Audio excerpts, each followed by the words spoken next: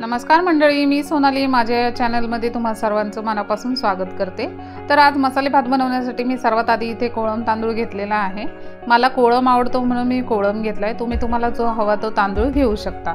आता हा तांदूळ आपल्याला साधारण 2 ते 3 पाण्यामध्ये स्वच्छ धुवून घ्यायचा आहे, जेणेकरून त्यातला काळपटपणा किंवा त्याला केमिकल पावडर जे काही लावलेलं असेल ते सर्व काही निघून जाईल। स्वच्छ धुतल्यावर तुम्ही पाहू शकता हा तांदूळ अतिशय सुरेख पांढरा शुभ्र दिसतो आहे। आता यामध्ये मी पाणी टाकून याला साधारण अर्धा तास तरी पाण्यातच ठेवणार आहे। असं केल्याने मसाले भात अगदी व्यवस्थित शिजतो आणि छान मोकळा सळसळीत होतो, चवदारही लागतो। चला तर मग रेसिपीला सुरुवात करूया। इथे मी हा भात कुकरमध्ये करणार आहे, त्यामुळे मी इथे कुकर ठेवलेला आहे। त्यामध्ये टाकलेलं आहे तेल तुमच्या सोयीनुसार कमी जास्त तुम्ही घेऊ शकता। यात मी 2 ते 3 तमालपत्र टाकलेले आहेत। त्यानंतर टाकले अर्धा चमचा जिरा आणि तमालपत्र साधारण 4 ते 5 सेकंदसाठी आपल्याला छान तेलात गरम होऊ द्यायचं आहे। त्यानंतर टाकायचा आहे बारीक चिरलेला कांदा टाकल्याच्या नंतर ॲज युजुअल नेहमीप्रमाणे आपल्याला तो छान सोनेरी रंगावर परतून घ्यायचा आहे। साधारण 3 ते 4 मिनिटातच हा कांदा सोनेरी रंगावर परतला की त्यामध्ये तुम्हाला टाकायचा आहे लसूण मिरचीचा ठेचा।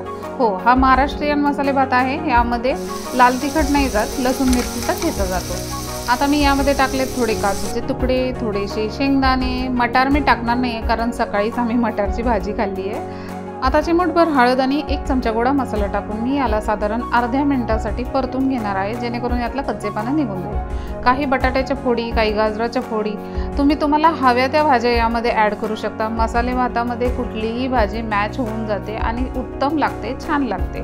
तुमच्याकडे अवेलेबल असतील तर तुम्ही नक्कीच टाका। आता यामध्ये धुतलेल्या तांदळातलं पाणी काढून फक्त तांदूळ मी यामध्ये टाकलेला आहे। पाणी टाकायचं नाही आहे, फक्त तांदूळ टाकायचा आहे। आणि हा तांदूळ आपल्याला मंद आचेवर छान 2 ते 3 मिनिटं मस्त परतून घ्यायचा आहे, त्यामुळे भातामध्ये छान मसाल्यांची चव उतरते।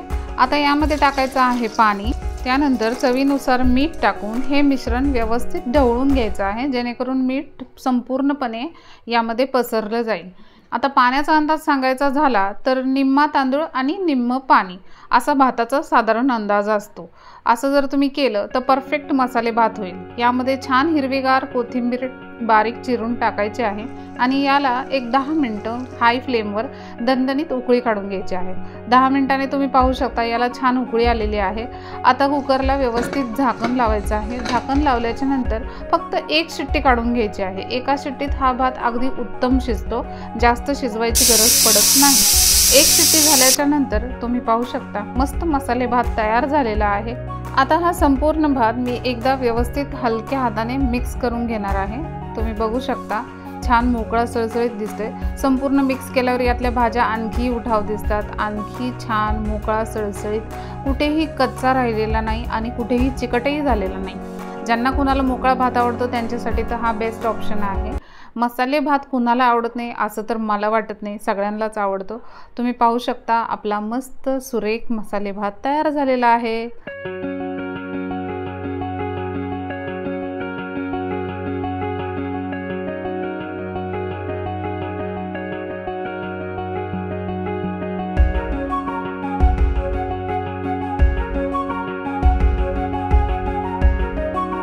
तर आजची ही माझी साधी सिंपल रेसिपी आवडली असेल तर व्हिडिओला लाईक करा, शेअर करा आणि सबस्क्राईब करा। आजच्या व्हिडिओमध्ये एवढंच, भेटूयात पुन्हा एका नवीन रेसिपीसोबत। तोपर्यंत धन्यवाद।